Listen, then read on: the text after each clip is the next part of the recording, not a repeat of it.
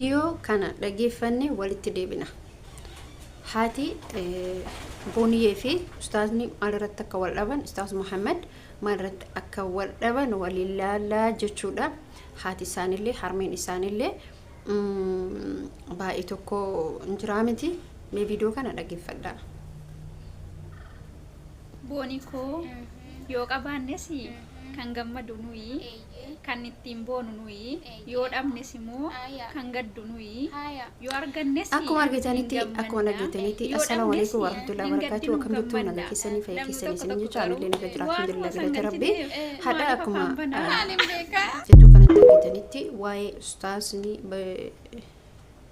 fi Booniyee maalirratti akka wal lolan maalirratti akka wal dhaban argaa jirtan jechuudha. Wanni kana maaltu fidaa? Sababni isaa maal? Inni hicciitiin duudi isaan doowa jiru maal jedhani hiriyaadha jechuudha. Hiriyaa yeroo amma ibidda. Hiriyaa yeroo amma diigaa malee ijaarsan beektu. Dhugaan isin jira. Obboleeyyan kiyya kan jaalattanii qabdan. Bargisee tokko yeroo laalutti namni kuni akka nama waliin diigu malee akka nama waliin ijaaru jiru. Akka nama waliin ijaaru gonkumaan jiru kun beekamaadha. Sababiin isaallee maal yoo jettanii namni yeroo ammaa lafa kanarra deemu si diiga malee sin ijaaru. Kana beeki. Sababiin isaa maaliif yeroon amma ani bara keessa jiru bichaan beeku na dhibaa bara. Shamarran diigaa malee ijaarsan beektu. Gaaf jaalallee godhattan shamarran walitti kaleessina.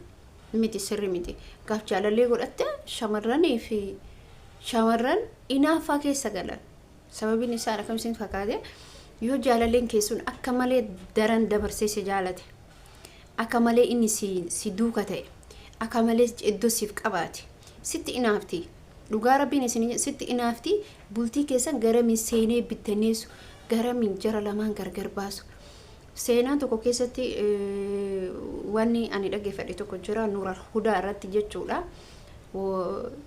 Isaan wanna isaanii jala YouTube isaanii jala Leo seentanii seenaa babbareedoo dhaggeeffatan jechuudha Nuural Hudaa irratti. Dhugaa isiniin jedha seenaa hedduutu jira jechuudha.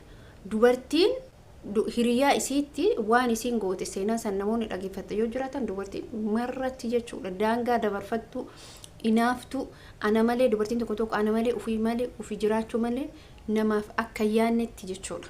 Isin galee seenaa san keessatti dhaggeeffadheen jira jechuudha. Jarana yeroo ammaa kana seenaa san daran dhiisati namoonni numti qaaman ati beektuulee jira jechuudha. Injira beekaka. Amma Booniyeen ka isii addaan baase Booniyee fi ustaaza san ka addaan baasaa jiru dhibbaan dhibbatti beekamaa kan ta'e dhaabbatamaa kan ta'e hiriyaa isheetti jechuudha. Hiriyaan ishee sun hinaaftuu badduu ta'uu dandeetti beeka. Jarri kun waa hedduu waliin ta'an jechuudha. Mucattiin kun gara islaamummaa hin dhuftee diinii rabbii hin baratte nu caalama isheetu beeka.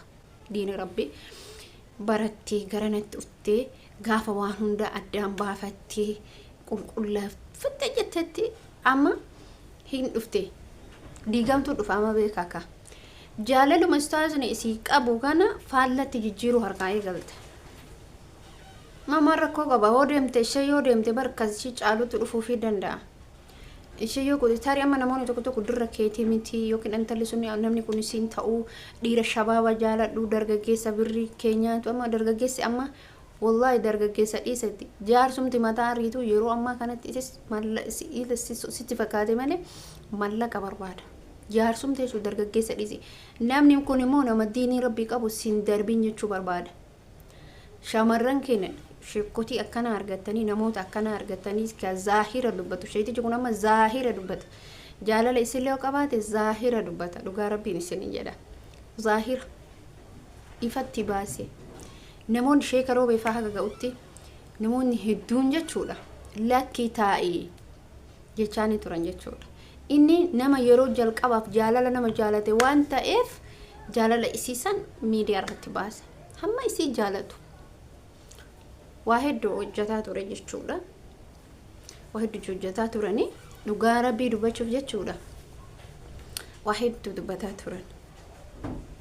Kanaaf namni namaan ta'u akkuma waliigalatti keessattuu shamarran abee inaafaa keessa sila hamuma yoomii inaaftan nuti hamuma yoomii namatti nama inaafuu dhiifnu hamuma shamarran maaliif nama wal jaalate maaliif addaan diidan annan dhibaa barise dhubbumatti waa'ee nama kana nan dhiba ishee nama jechuudha isaan erga gargar baaftee akka nama isheetichi suni booniyyee malee dubartii biraan fuudhuu hin dandeenye dubartiin miiliyoona jira fedhu arsii fuudha fedhu harargee fuudha fedhu jimma fuudha fedhu walli fuudha fedhu wallagga fuudha fedhu shawaa fuudha bakka barkisi fedhu booranaa fuudha jechuudha intala imaana qabdu taanaan marra koo qaba kun ustaazonni amma fuudhaa jiran jechuudha bash jedhanii kamiidiyaa irratti hin baane fataa jedhanii jireenya isaanii haadha manaa isaanii ol kaawwatanii ta akkam jedhee isinitti hima fuudhaa jirti ustaazonni kenna jechuudha isheetu deema malee inni sin fuudha iseen nama isii nyaatu nama isii tarre nama jaalala si qabsiisa jedhee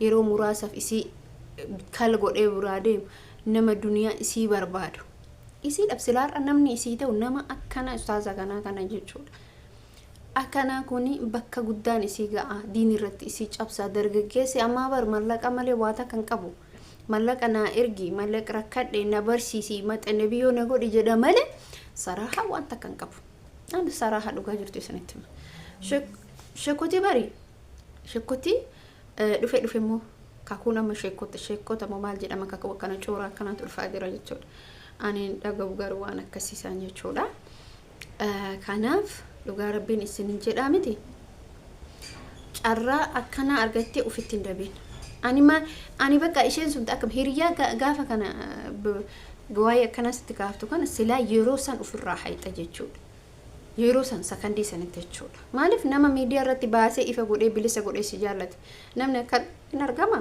sheeka ta'e jaalala kee si qabsan ibsatuun isaa waan guddaadha wallaahi isin ijoolleen tokko barka hawwu jiru ijoolleen tokko akkati jaalala isaa ol baasee ibsuuf ni hawu dhugaa ni cubbifamti intalli kun jechuudha ni cubbifamti biyyuma arabaa teesse mootu biyyatti illee galtu achumatti abbaan arge irraa nyaate abbaan arge maal isii godha mucaa kana hin beektan ijoolleen biyya arabaa gaafa baatee ala dalagu keessattuu kiraa isirra jira kiraa manaatu isirra jira rakkattee mootuyyuu maal jechuu dandeetti gaafa rakkatu san keessa rakkoo hamaa keessa san keessa seentumoo dirqama isiiti meeqa kamtu jira dhugaan isin jira dhugaa rabbii isin jira boleen kee indo gongorina indo gongortani do gongora keessa seenina nama si jaallatu jaalladhu wajjin qalee bu'e nama siif jecha gabba'e duuka gabba'iti itti galee itti heerumi ijoolleen hedduun sitti inaafaa turan yeroo duraa sanuu sitti inaafaa turan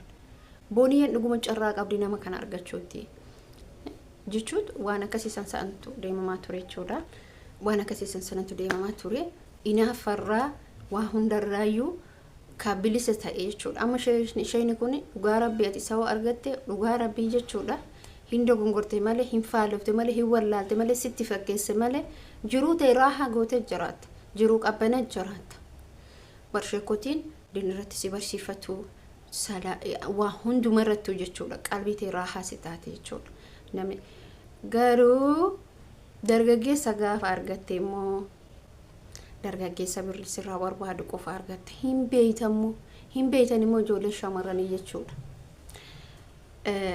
koomantii tokko mucaa tokko akkas jedhee tiktok irratti mucaan saaxilte barachaan jira na barsiisi an barumsa irra jira yoo ati galtee moo si fuudhaa yoo akkas taate moo si akkas godhaa waan akkasiisan santu jira mitiira waan akkasiisantu jira jechuudha booniyyee nama waan akkasii barbaaddi malee ustaazni kun waa irraa badeeta kan qabu warqi namaati harrastaana borustaana haala amala isaa diinii isaati waa hundaanuyyuu inni olumateetilee rabbi ol hasii ofu garuu immoo dogongortee jirti hiriyaa yarturraa gura ijoollee shamarranii hiriyoota akkanaatirraa gura wallaahi hiriyaan badduun amma intaluma kanatu isii faallessa itti dhiyaattee amma dargaggeessi tokko itti erge irraa nu gorsii ani dargaggeessaa ani shabaaba waan fedhisi maalinillee sii godha waan fedhe maal rakkoo qaba maal rakkoota kan qabu bar rakkoota kan qabu kaanima koomantii isaanii asirratti dubbiftanii an viidiyoo keessanitti dheeressan jira hamma viidiyoo biraatiin walitti deeminutti